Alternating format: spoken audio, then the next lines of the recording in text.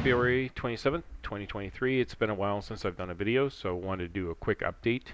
I will be putting a timestamp in the video, so those of you who are veterans to my videos, you can probably skip ahead.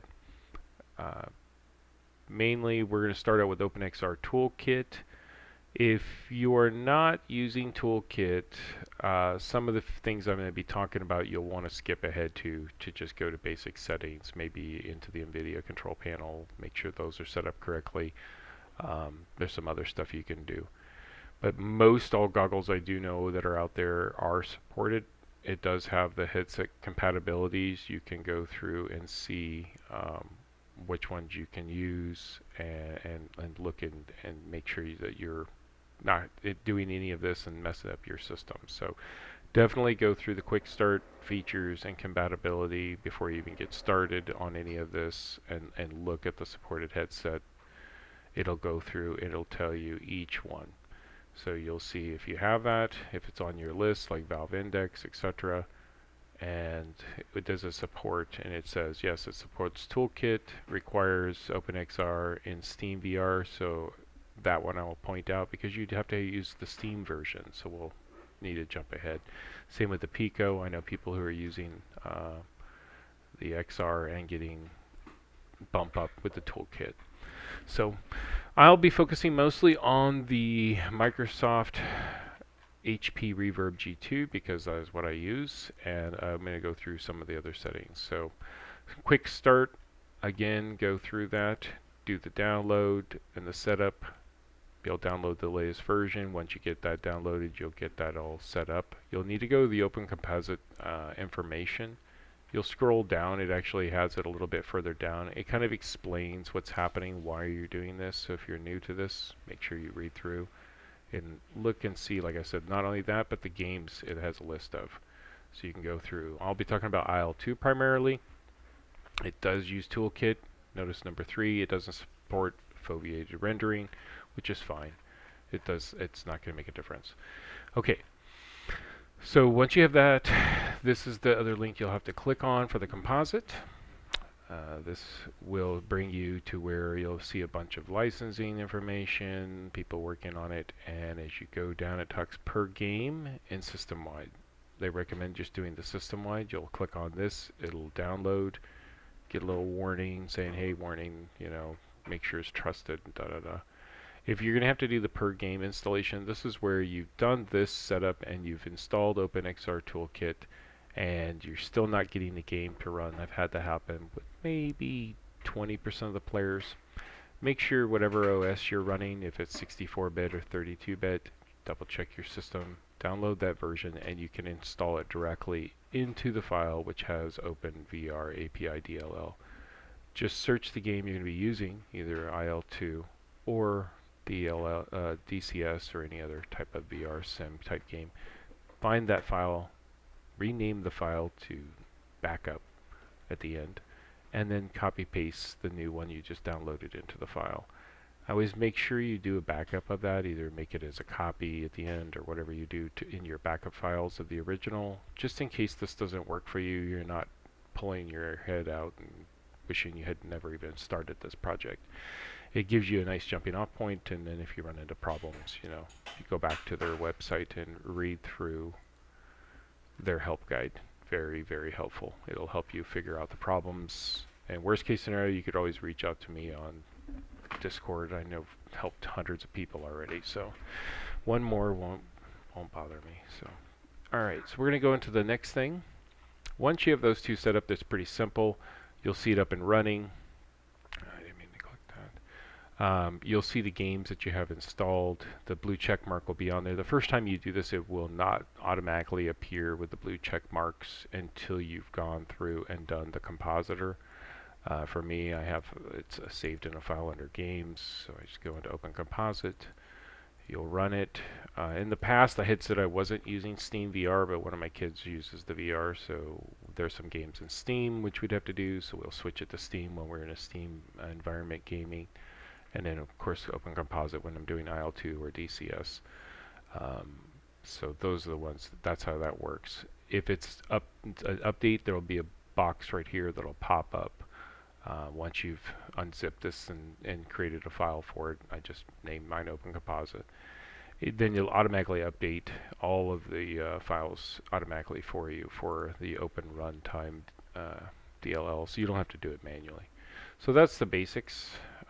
This, once you have it done, you just close it. You don't need it on again for gaming purposes. That's just to make sure that it's functioning and working.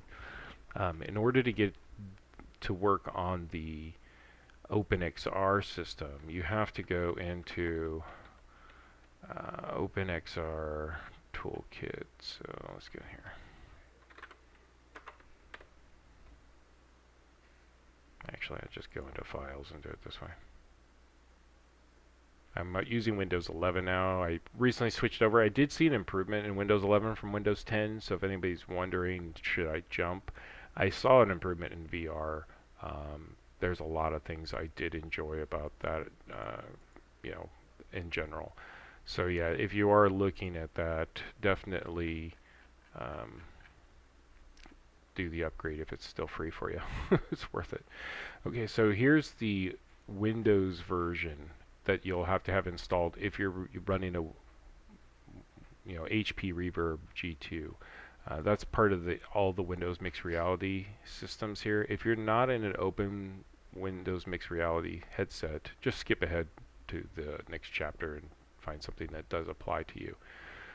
But those of us who are running like an HP Reverb or anything that uses Open Toolkit, you'll make sure you do this. You can go into the Microsoft Store, so you go Microsoft Store, and this is where you actually would update this. Traditionally it auto updates, but there was some issues previously.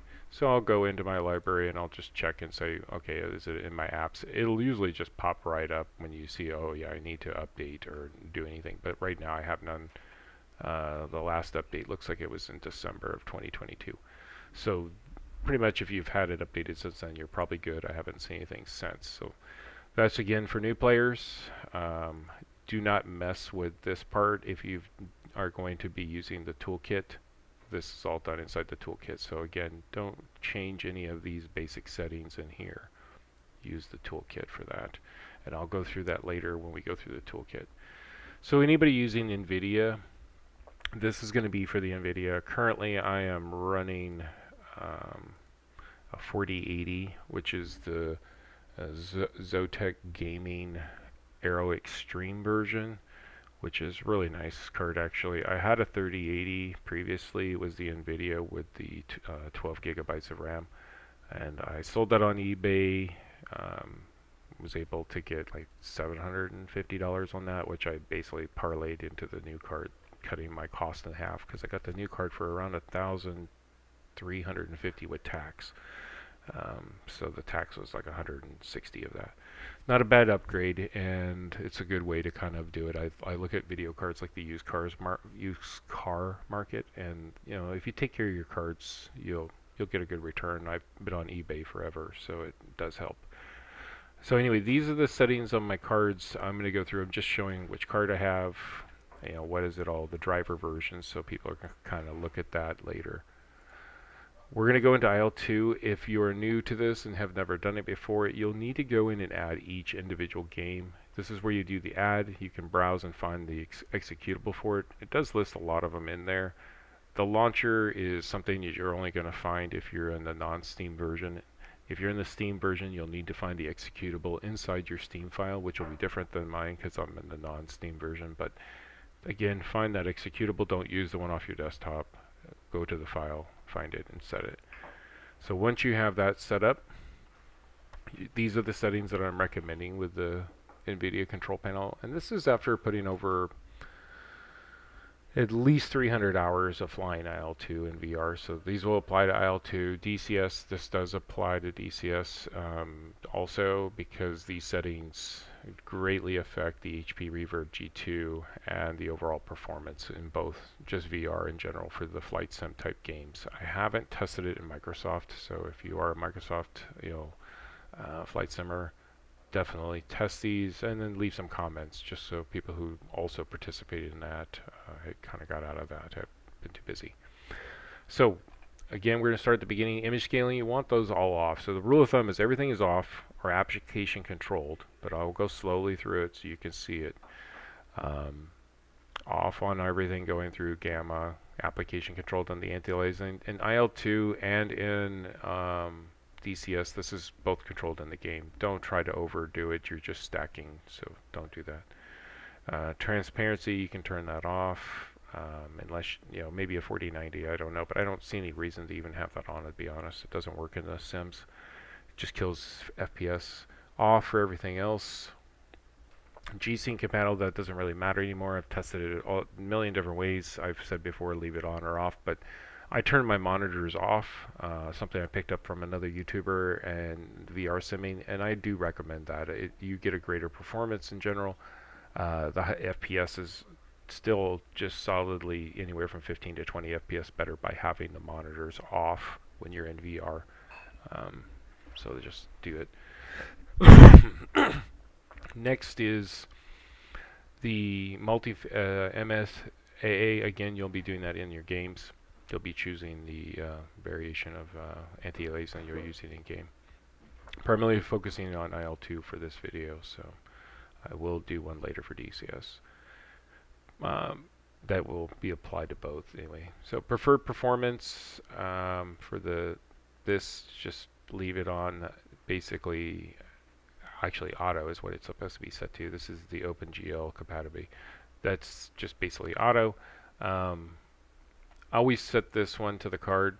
Don't let it auto select because it just speeds things up in the overall. The power management, I leave it at normal because I'm overclocking my card. So that's another one. And then this again doesn't matter because your monitor is going to be off. You're turning off the texture. This one, so if you turn on anisotropic sampling, if you're running like a 2080 or lower, maybe do that because it's going to give you some FPS, but it does make the game look horrible. I don't like it. It causes a lot of artifacting on the distant objects. The negative LOD bias allow. Quality I recommend for pretty much every card. The high quality actually causes the sunning in the game of IL2 primarily to be extremely bright. By putting it on quality, it dulls it down a bit and it makes it bearable, especially if you're using the sunglass settings and the toolkit. Texture linear optimization, I do leave that on. It does provide greater FPS and it doesn't lower the quality of the image at all. It just changes the number of triangles that it's using to draw and simplifies it so it's not overworking your card basically. Threaded optimization, I leave that on auto. Triple buffering off. Vertical sync is off. Do not use vertical sync in VR. It doesn't work. Virtual reality pre-render frame 1 and the Vulkan OpenGL I just set to auto.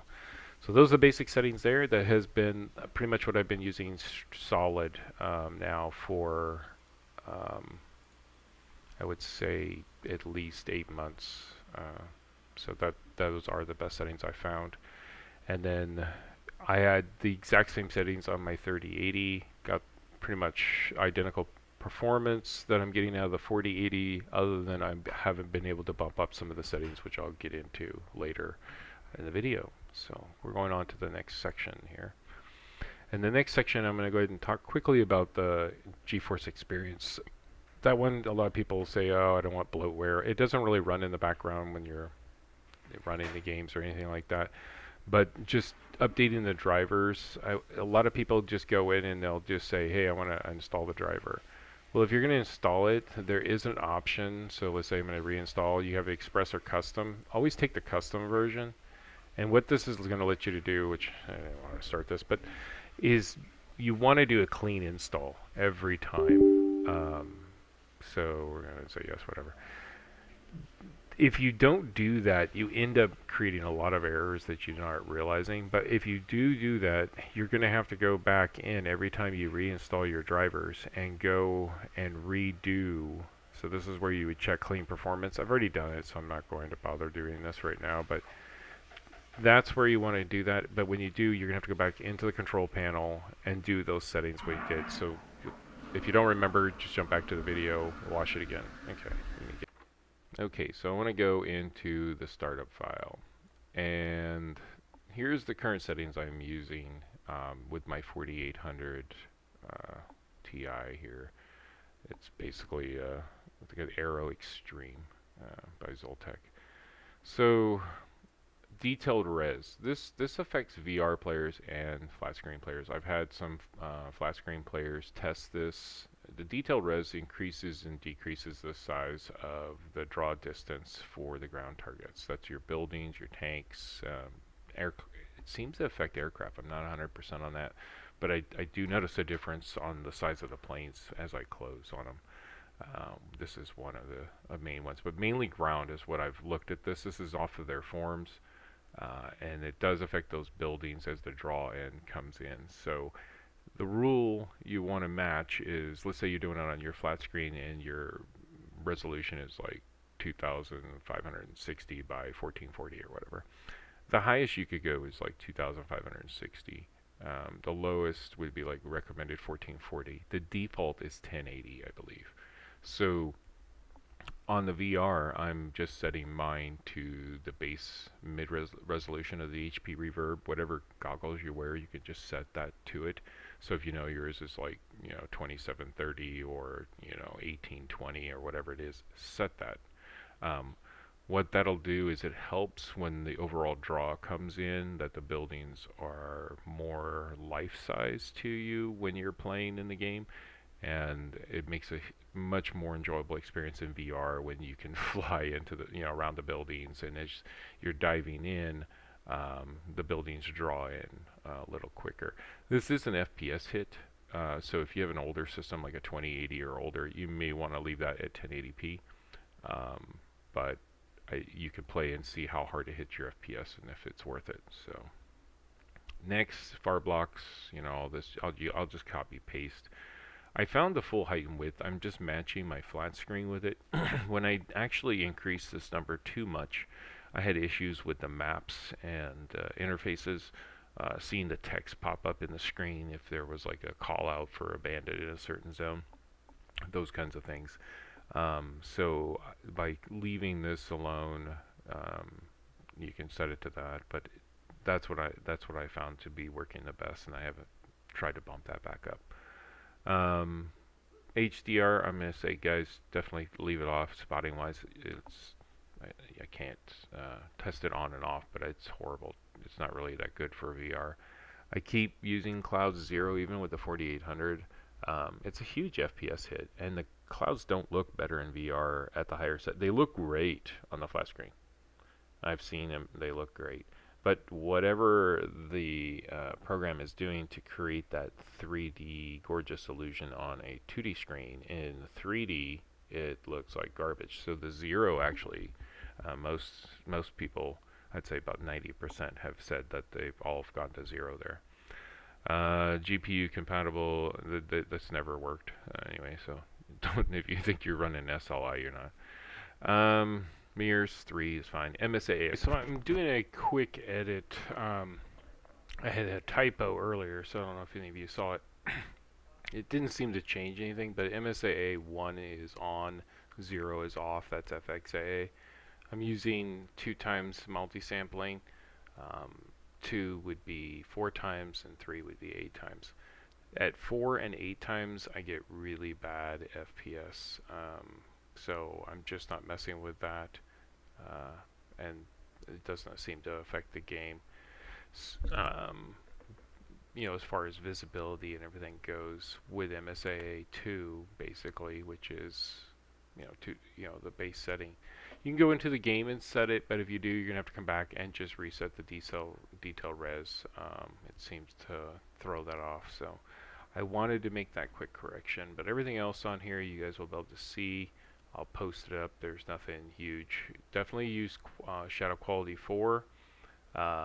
Anything lower than that, it looks bad in IL2. If you're having an older card, like a 2080 or something, maybe go down to lower shadows or turn it off. That is a huge improvement to FPS. Doesn't look as great. The sun is brighter. So if you're having a real problem with the sun, shadows 4.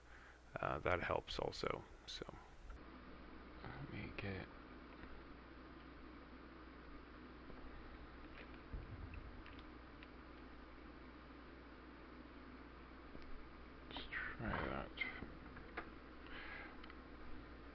Alright, so I'm going in to just basically show performance settings for the toolkit version 1.2.4. Make sure you have your expert settings on. The font size is up to you. The only thing you'll be doing here is on menu timeout, probably bring that back to short. I have it set to none for demoing. Okay, so we're going to be switching through here real quick. You can go down and change any of those. The first one we want to go back to is look at performance. So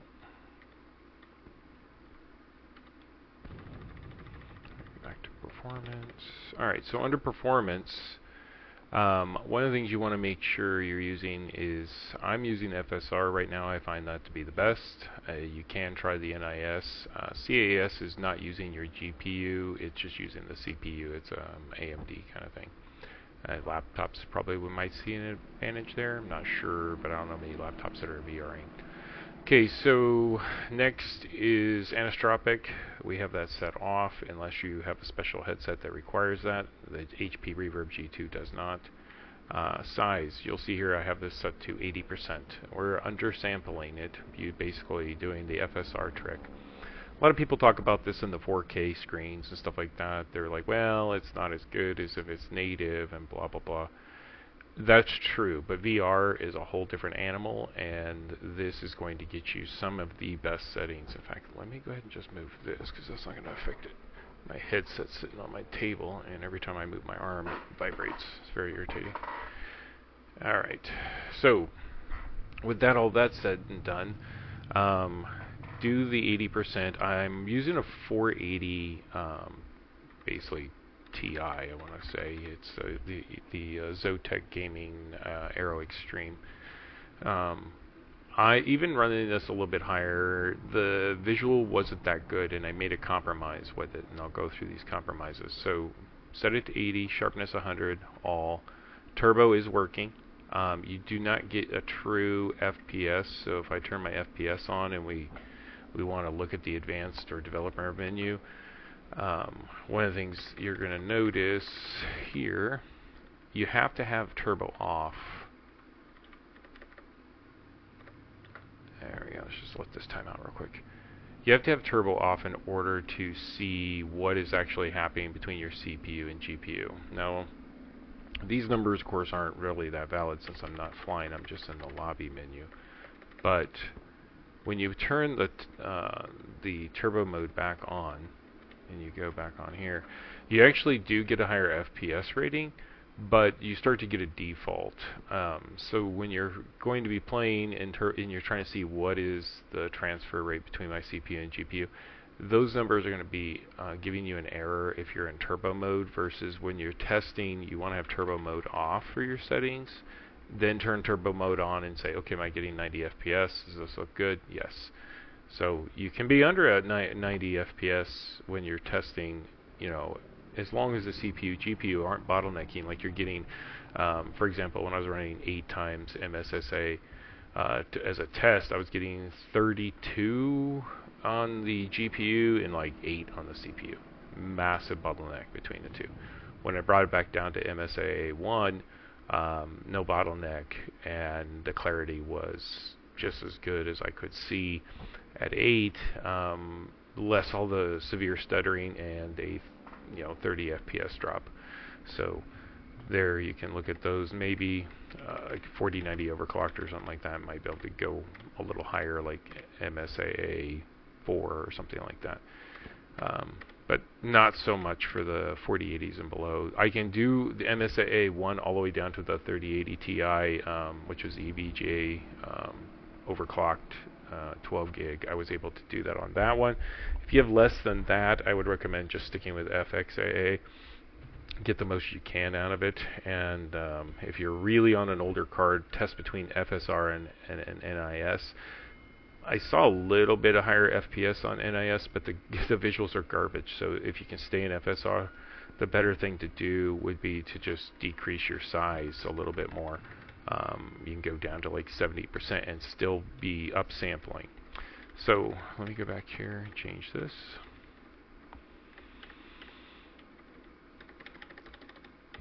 Probably should use the other F4 key. Alright, Alright, so let's go to the next thing here, which is going to be system. So under the system, you want to say override resolution yes. So, gosh darn it, I'm not used to using this keyboard. I got a new keyboard. Alright, so you want to say yes to it, and this is the native resolution for the HP Reverb G2. You want to get it as close as you can get that. It's like 3165 by 3092. So as close as you can get to it without going over on the numbers. Under is okay on one or multiple, but don't go over on either. It doesn't help. It's oversampling. Motion reprojection, no, we don't use it in this game. You can play with your blue and green. If you're getting a little too much bright sun, you can turn that down by just dropping the blue a little bit.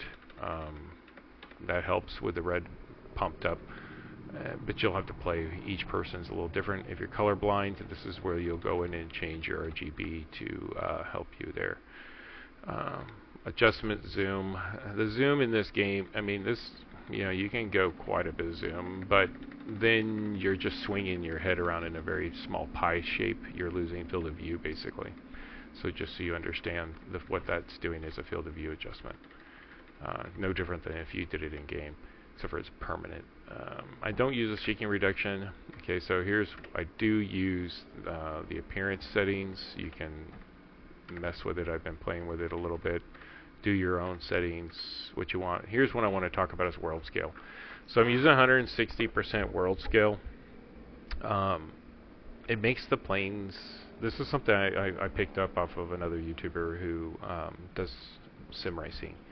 And basically by increasing the world scale, you're increasing the size of the cockpit in comparison to everything else around you.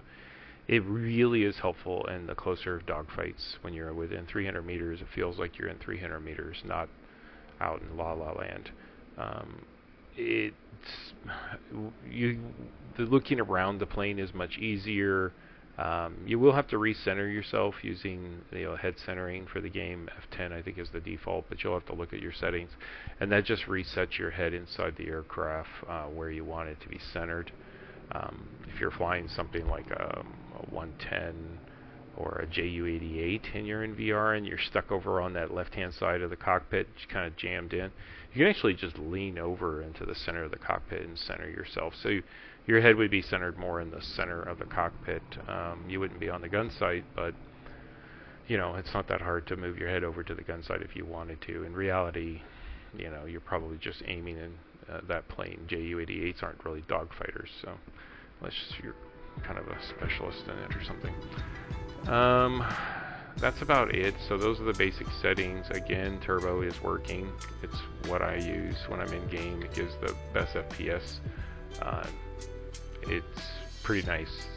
Everything else on this, you guys should go ahead and take a look at in comparison to other settings like your Nvidia Control Panel.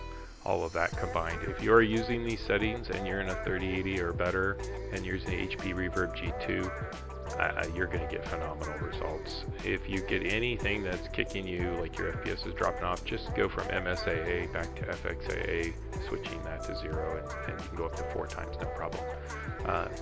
Just not as pretty as it is in MSAA.